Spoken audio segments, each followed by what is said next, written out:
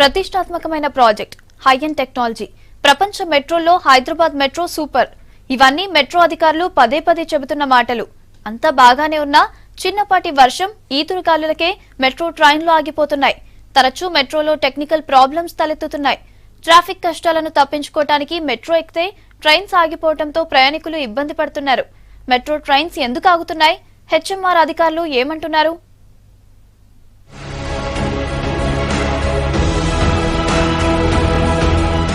హైదరాబాద్ మెట్రోను సాంకేతిక సమస్యలు వెంటాడుతున్నాయి. ట్రైన్లు ఎప్పుడు ఎక్కడ నిలిచిపోతాయో అధికారులకే తెలియటం లేదు.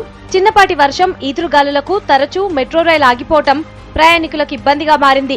తాజాగా విద్యుత్ అంతరాయంతో మాదాపూర్, దుర్గం చెరువు స్టేషన్ల మధ్య రైళ్లు నిలిచిపోవడంతో ప్రయాణికులు ఇబ్బందులు పడ్డారు. ఎల్బీనగర్, మియాపూర్ మార్గంలో సిగ్నలింగ్ వ్యవస్థలో ఏర్పడ్డ టెక్నికల్ ప్రాబ్లమ్స్ తో మరోసారి మెట్రో సేవలు నిలిచిపోయాయి. తర్వాత సమస్యని గుర్తించి పరిష్కరించడంతో మెట్రో సేవలు మళ్లీ ప్రారంభమయ్యాయి. ముఖ్యంగా సమస్యలు ఎందుకు వస్తున్నాయంటే, ఒకటి, ఎప్పుడైతే ఈ గాలులు ఎక్కువగా వీసినప్పుడు ఫ్లెక్సీలు పడిపోవటం వల్ల, దాని మీద చుట్టుకోవటం వల్ల పవర్ సప్లై డిస్రప్ట్ అవుతుంది.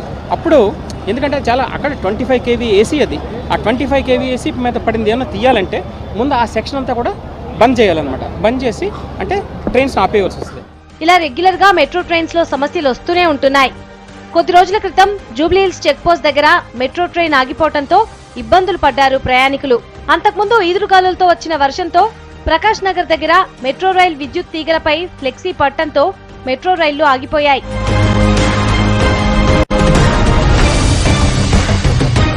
హైదరాబాద్ లోని పొల్యూషన్ మెట్రో రైళ్లకు బ్రేకులేసింది. నాగోల్ మెట్రో స్టేషన్ దగ్గరలో కెమికల్ కంపెనీల నుంచి వచ్చే పొల్యూషన్ తో సాంకేతిక సమస్య వచ్చి రైలు అరగంటకు పైగా ఆగింది.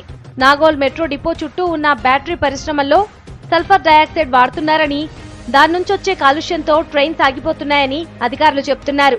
నగరంలో కాలుష్యం ఎక్కువ అవడం వల్ల, పొల్యూషన్ ఎక్కువ అవడం వల్ల ఏమవుతుందంటే, ఇవి చాలా సెన్సిటివ్ ఎక్విప్మెంట్, ఇవి మోస్ట్లీ ఇంపోర్టెడ్ ఎక్విప్మెంట్ అనమాట. ఎందుకైతే ఎప్పుడైతే మనం ఎంత ఇంపోర్టెడ్ ఎక్విప్మెంట్, సెన్సిటివ్ ఎక్విప్మెంట్ తీసుకున్నామో, ఇక్కడ నగరంలో కాలుష్యం ఎక్కువ ఉండడం వల్ల అది కూడా పొల్యూషన్ కూడా దాన్ని రిజల్ట్ అయ్యి చాలాసార్లు ట్రిప్ అవుతుందన్నమాట. ఎందుకంటే సిగ్నలింగ్ ట్రిప్ అయితే మళ్ళీ దాన్ని రిస్టోర్ చేసుకోవడం. ఇంకొక విషయం ఏంటంటే, మాది ఫెయిల్ సేఫ్ మెథడ్ అంటాం అనమాట. ఏదైనా కొంచెం పారామీటర్స్లో కొంచెం తేడా వచ్చిందంటే ఫస్ట్ థింగ్ ఏంటంటే ట్రైన్స్ ఆపేస్తాం.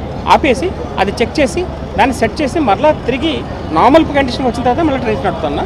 దానివల్ల మీకు ఒక 10-15 మినిట్స్ ఒకసారి ట్రైన్స్ ఆగడం జరుగుతుంది తప్ప. మెట్రో ప్రాజెక్టులో సాంకేతిక సమస్యల్ని అధిగమించేందుకు చర్యలు చేపడతామంటున్నారు మెట్రో అధికారులు. మెట్రో రైళ్లన్నీ కూడా ఇంపోర్టెడ్, సెన్సిటివ్ పరికరాలు కావడంతో కాలుష్యంతో ట్రైన్స్ ఆగిపోతున్నాయని అధికారులు చెబుతున్నారు.